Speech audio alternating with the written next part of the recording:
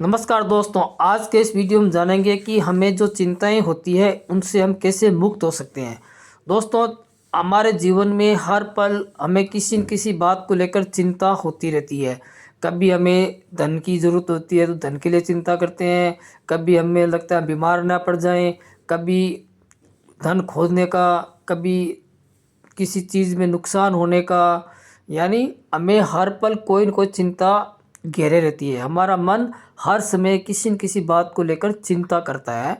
तो आज हम ये जानेंगे इस वीडियो में कि उपनिषदों में चिंताओं के बारे में क्या लिखा है, मनुष्य अपनी चिंताओं से कैसे मुक्त हो सकता है। तो दोस्तों, कृपया मेरे चैनल को लाइक कीजिए, सब्सक्राइब कीजिए और ज़्यादा से ज़्यादा लोगों तक शेयर कीजिए, ताकि हर आदमी अपने उपनिषदों का ज्ञान को समझ सके और उन ज्ञान को अपने जीवन में उनका अनुभव कर सकें। क्योंकि उपनिषदों में या वेदों में सब में एक ही बात कही है कि किसी की बात को मानो मत, उसको जानो। और जानने के लिए आपको अपने भीतर झांकना पड़ेगा, आपको अपने भीतर की यात्रा करनी पड़ेगी। बाहर की यात्रा आपने बहुत कर ली, बहुत धन कमा लिया, सब कुछ कर लिया, लेकिन अब आपको भीतर की शांति चाहिए। मन को शांति कैसे मिलेगी, मन चिंताओं से कैसे मुक्त होगा, आज के इस वीडियो में हम इसकी चर्चा करेंगे। कृपया वीडियो पूरा एंड तक देखना और ज़्यादा से ज़्यादा लोगों तक शेयर करना। देखो दोस्तों, मनुष्य का जीवन जितना बाहरी रूप से सरल दिखाई देता है, हम बाहर से बिल्कुल सामान्य दिखते हैं, जैसे हमें किसी बात की चिंता नहीं है, परंतु भीतर से उतना ही जटिल होता है। लेकिन भीतर हमारे विचारों का जाल दिन भर चलता रहता है। जब हम किसी से बात करते हैं तो भी हमारे मन में विचार चलते रहते हैं, या हम किसी बात के बारे में सोचते हैं तो भी हमारे दिमाग में विचार चलते रहते हैं। यानी हमारा माइंड है वो बिल्कुल उलझा हुआ रहता है। बाहर सब कुछ ठीक होने पर भी मन के भीतर चिंताओं का जाल बुना रहता है। कभी भविष्य की चिंता, कभी धन की, कभी संबंधों के, कभी शरीर की। यानी हमें हर पल कोई न कोई बात को लेकर चिंता होती रहती है। उपनिषद कहते हैं कि चिंता कोई बाहरी वस्तु नहीं है, बल्कि मन की एक अवस्था है। चिंता करना मन की एक अवस्था है और इस अवस्था को हम चेंज कर सकते हैं।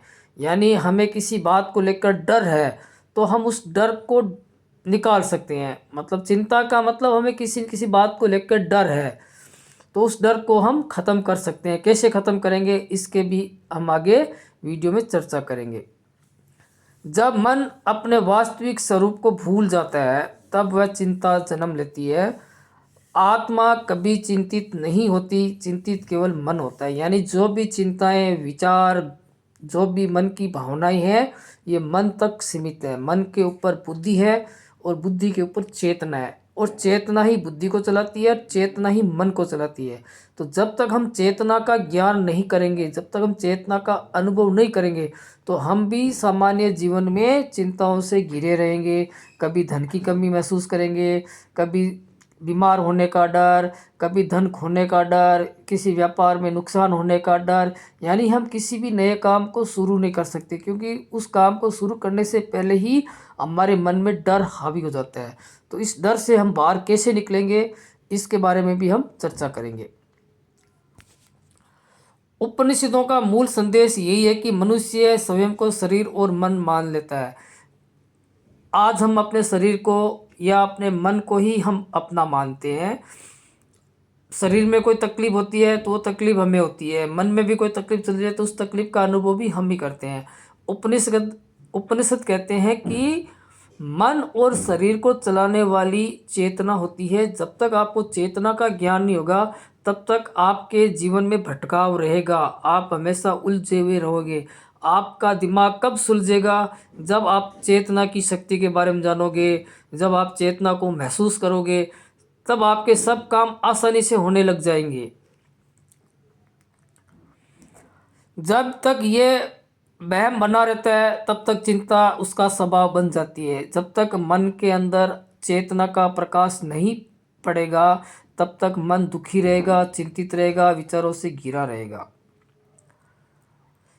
कठोर उपनिषद में कहा गया है कि आत्मा न जन्म लेती है, न मरती है, और न वह किसी से भयभीत होती है। आत्मा किसी से भी नहीं डरती।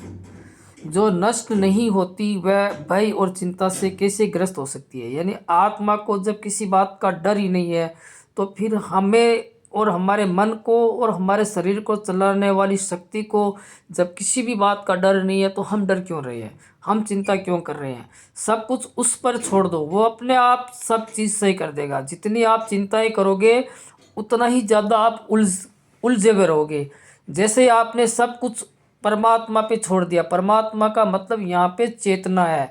उपनिषदों में यही कहा गया है कि जिस ईश्वर को हम मंदिरों में तीर्थ स्थानों में ढूंढते फिरते हैं वो ईश्वर हमारे भीतर आत्मा के रूप में उपस्थित है और हमें उस पर ही सब कुछ छोड़ देना चाहिए।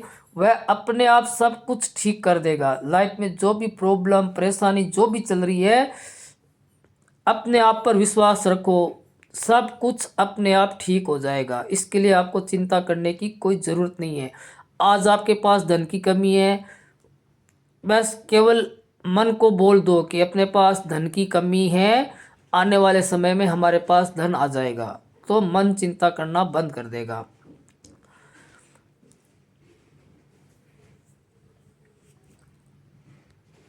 परंतु जब हम अपने को नाशवान शरीर से जोड़ लेते हैं तब हर क्षण असुरक्षा का भाव पैदा होता है। जब तक हम अपने शरीर को ही सब कुछ मान रहे हैं तब तक हमें चिंताएं घेरे रहेगी और मन कभी भी चिंताओं से बाहर नहीं निकलेगा। मन को चिंताओं से बाहर निकालने के लिए आपको रोज़ प्रैक्टिस करनी पड़ेगी। सब कुछ उस ईश्वर के भरोसे छोड़ दो जो आपके शरीर को, आपके मन को और इस पूरे संसार को चला रहा है, तो वो आपको संभाल लेगा। बस चिंता करनी छोड़ दीजिए। चिंता का मूल कारण भविष्य है। मन बार बार जो समय आया ही नहीं है उस समय की चिंता करता है। कल ये करना पड़ेगा, कल ये खर्चा करना आएगा, ये पैसा हम कहाँ से लाएंगे। यानी जो समय अभी आया ही नहीं है हम उस चीज़ के लिए आज ही चिंता कर रहे हैं। जबकि सब कुछ ईश्वर के भरोसे छोड़ दो, धीरे धीरे सब चिंताएं अपने आप निकल जाएगी। जब चेतना आपको, आपके मन को चला सकती है तो आपको जो चीज़ चाहिए वो आपको ही उसकी व्यवस्था वो खुद अपने आप करेगी। चिंता का मूल कारण भविष्य है। मन बार बार उस समय में चला जाता है जो अभी आया ही नहीं। उपनिषद वर्तमान क्षण में जीने की शिक्षा देते हैं। उपनिषद वेद एक ही बात कहते हैं, आपको होश में रहना है, हर पल आपको वर्तमान में रहना है। आप अपने मन को पास्ट या फ्यूचर में ना जाने दें। इसके लिए आप जिस भी काम को करो बिल्कुल सावधानी पूर्वक, बिल्कुल ध्यान पूर्वक करना सीख जाओ तो आपका मन इधर उधर नहीं भटकेगा, आपका मन उसी क्षण में आ जाएगा। क्योंकि सबसे बड़ी साधना यही है कि मन को वर्तमान क्षण में टिकाए रखना, क्योंकि यही मुश्किल काम है। मन कभी पास्ट में चला जाएगा, कभी मन फ्यूचर में चला जाएगा, या मन कभी ऑफिस में चला जाएगा, या मन उस आदमी के पास चला जाएगा जिसने आपको आज कुछ कह दिया हो, किसी से आपका झगड़ा हो गया हो। तो मन बार बार उन्हीं बातों का चिंतन करने लग जाता है और वो चेतना को भूल जाता है। जबकि मन का वास्तविक रूप है कि उसको चेतना से जुड़े हुए रहना है। जब तक वो चेतना से जुड़ा हुआ रहेगा तब तक मन किसी बात से डरेगा नहीं। मन को पूरा भरोसा हो जाएगा कि उसके साथ पूरा ब्रह्मांड है, तो उससे किसी बात का डर नहीं रहेगा। अपने मन से सारे डर को निकाल दीजिए और आप ये सोचिए जो पूरे जगत को चला रहा है वो तुमको भी चलाएगा। इसलिए चिंताएं उस पर छोड़ दो। आज से ही चिंता मुक्त जीवन जीना शुरू कर दो। इस उपनिषद कहता है कि हम जगत में जो कुछ है वह ईश्वर से आच्छादित है। इस संसार की सब चीज़ें, जो भी चीज़ें आपको दिखाई दे रही है वो उस ईश्वर के द्वारा बनाई गई चीज़ें हैं।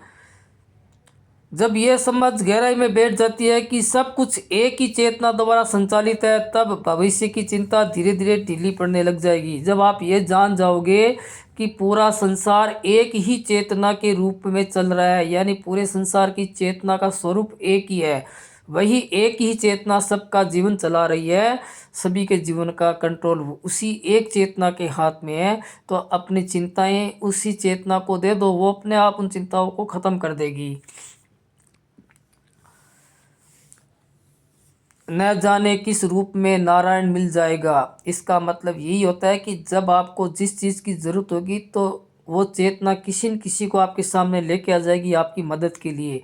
आपको इस बात के लिए बिल्कुल भी चिंता नहीं करनी है। अपने मन में विश्वास रखो कि आपके भीतर जो परमात्मा विराजमान है वो परमात्मा तुम्हारी सब ज़रूरतों को पहले से ही समझते हैं।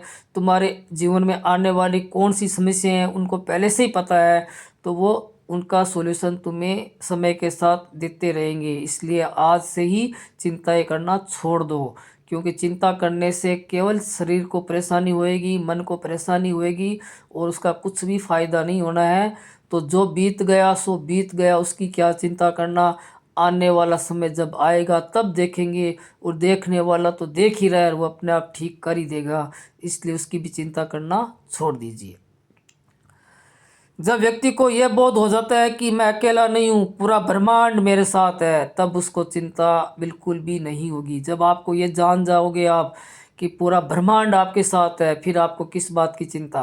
भाई आपके पास इतनी बड़ी सपोर्ट है जो पूरे संसार को चला रही है, तो वो आपको भी चलाएगी। इसलिए उस पर भरोसा रखो, केवल सब कुछ उसके समर्पण कर दो। जो भी काम कर रहे हो उसकी फल की चिंता बिल्कुल मत करो। वो तुम जैसा काम कर रहे हो वैसा ही फल तुम्हें देगा।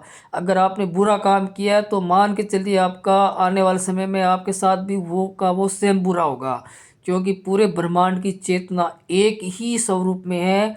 तो आप जो भी कर रहे हो उसका ही प्रतिफल आपको मिलेगा। इसलिए आज से ही चिंता करना छोड़ दो, केवल और केवल उस परमात्मा, उस आत्मा का ध्यान करना शुरू कर दो। वो आपके जीवन को आनंदमय सुखमय बना देगी। मांडुक्य उपनिषद में मन की 3 अवस्थाओं का वर्णन किया गया है, जागृत, स्वप्न और सुषुप्ति। चिंता केवल जागृत अवस्था में होती है, स्वप्न में चिंता बदल जाती है और गहरी नींद में पूरी तरह से समाप्त हो जाती है। जब आपको बहुत ज़्यादा गहरी नींद हो तो आपको किसी बात की कोई चिंता नहीं होती।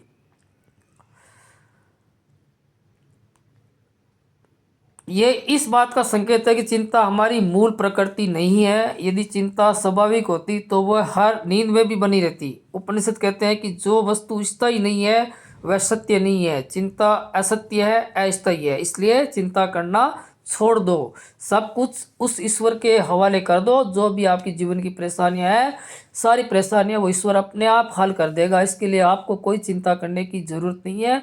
जिसने आपको इस धरती पे जन्म दिया है, जो आपके शरीर को अब तक चला रही है, तो आने वाले समय में वही चेतना आपके शरीर को, आपके मन को चलाएगी।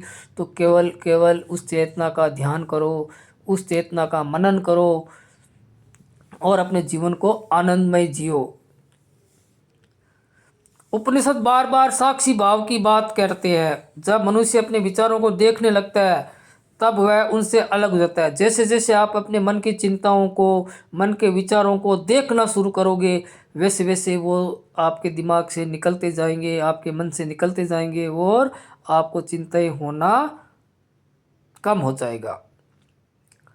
चिंता तभी तक शक्तिशाली रहती है जब तक हम उसे अपना मानते हैं। जैसे हम ये देखना शुरू कर दें कि मेरे भीतर चिंता का विचार उठ रहा है, उसी क्षण चिंता और देखने वाले अलग हो जाते हैं।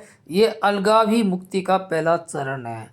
कहने का अर्थ यह है कि जैसे जैसे हम चिंता को देखने लग जाते हैं, चिंता के साथ अपना संबंध नहीं बनाएंगे, तो वो चिंता अपने आप निकल जाएगी दिमाग से, मन से। क्योंकि चेतना का प्रकाश जब पूरे शरीर को चला रहा है, उसी शक्ति से हम बोल रहे हैं, उसी शक्ति से हम समझ रहे हैं और उसी शक्ति से मन में विचार चल रहे हैं, तो जब हम उस शक्ति को पहचान लेंगे, जान लेंगे, तो हमारे मन में किसी प्रकार की चिंता, भय नहीं रहेगी। जिस चीज़ की भी तुम्हें ज़रूरत होगी वो चीज़ तुम्हें अपने आप मिल जाएगी। आपको तो केवल मन में कामना करने की ये चीज़ चाहिए, आपको मिलेगी। परंतु आपको अपने आप पर, अपनी चेतना पर पूरा भरोसा करना पड़ेगा। केन उपनिषद में प्रश्न उठता है कि वह कौन है जिसके द्वारा मन सोचता है। उपनिषद उत्तर देता है कि वह आत्मा है जो स्वयं सोचती नहीं है, केवल मन को प्रकाशित करती है। चिंता मन का कार्य है, आत्मा का नहीं। जब ये बोध गहराई में आ जाता है तब व्यक्ति धीरे धीरे चिंताओं से ऊपर उठने लगता है। वह समझने लगता है कि विचार आ रहे हैं जा रहे हैं पर मैं वह नहीं हूँ। चिंता का एक बड़ा कारण है फल की अपेक्षा। हम कर्म करते हैं पर परिणाम को अपने नियंत्रण में मान लेते हैं। यानी हम किसी भी काम को करते हैं तो हम यही चाहते हैं कि उसका रिजल्ट हमारे फेवर में आए, लेकिन ऐसा ज़रूरी नहीं है।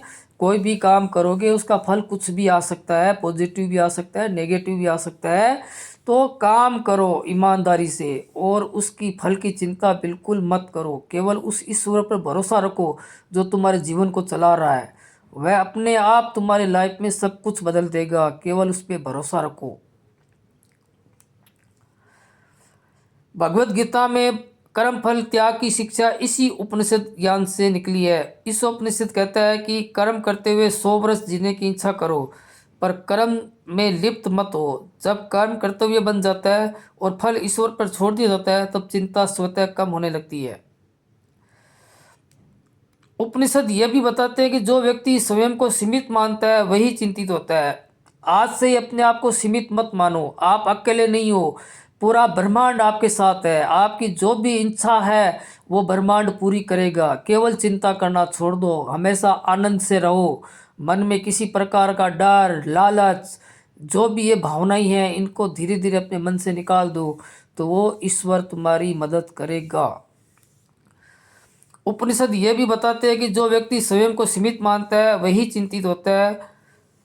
वृहदारण्य उपनिषद में कहा गया है कि आत्मा ही सब कुछ है। जब देखने वाला, देखने की वस्तु और देखने की क्रिया तीनों एक हो जाते हैं तब भाई चिंता का कोई स्थान नहीं रहता। भाई दूसरे से होता है और जब दूसरा कोई है ही नहीं तब भाई किससे होगा। यानी पूरा ब्रह्मांड एक ही चेतना का स्वरूप है, तब आपको किसी से भी डरने की जरूरत नहीं है। चिंताओं से मुक्ति का हमारा कोई पलायन नहीं है। उपनिषद संसार को छोड़ने की नहीं कहते, बल्कि इसी संसार को सही दृष्टि से देखने की शिक्षा देते हैं। जब हम ये समझ लेते हैं कि संसार परिवर्तनशील है तब हम उनसे अस्थायी सुख की अपेक्षा नहीं करते। अपेक्षा जितनी कम होती है चिंताएं उतनी ही कम रहती है। यानी जितनी हमारी लालच रहेगा चिंताएं उतनी रहेगी। जब हमें किसी बात का, किसी चीज़ का लालच ही नहीं रहेगा तो फिर हमें डर भी नहीं रहेगा। जब हम डर और लालच से बाहर निकलेंगे तो हमारे लाइफ में चिंताएं बिल्कुल भी नहीं रहेगी। सब चिंताएं अपने आप वह परमात्मा नष्ट कर देगा। आपके मन में किसी भी चिंता को नहीं रहने देगा। जब आपने ये जान लिया कि मेरे भीतर एक ऐसी शक्ति विराजमान है जो पूरे ब्रह्मांड को चला रही है, तो वो आपके जीवन में 1% भी कष्ट नहीं आने देगी। क्योंकि जीवन में कष्ट हमारे मन को है। हमारा मन ही दुखी है किसी बात को लेकर, किसी वस्तु को लेकर। चेतना को किसी बात का भय या डर नहीं है। तो अपने आप को चेतना मानो, चेतना समझो और चेतना का अनुभव करो और अपने लाइफ को आनंद से जियो। चिंताएं करना छोड़ दो। वह ईश्वर आपकी हर तरफ से आपको सुखी रखना चाहता है। आप अपने आप को दुखी मत रखो। यही उपनिषदों वेदों का ज्ञान है। इसको अपने जीवन में अपनाइए और आज से चिंता ये करना छोड़ दीजिए। जो चीज़ आपको चाहिए वो आपको मिल जाएगी। केवल उस ईश्वर पर भरोसा रखो। दोस्तों ये वीडियो आपको कैसा लगा कमेंट में ज़रूर बताना और कृपया मेरे चैनल को लाइक, सब्सक्राइब और ज़्यादा से ज़्यादा लोगों तक शेयर ज़रूर करना। धन्यवाद दोस्तों।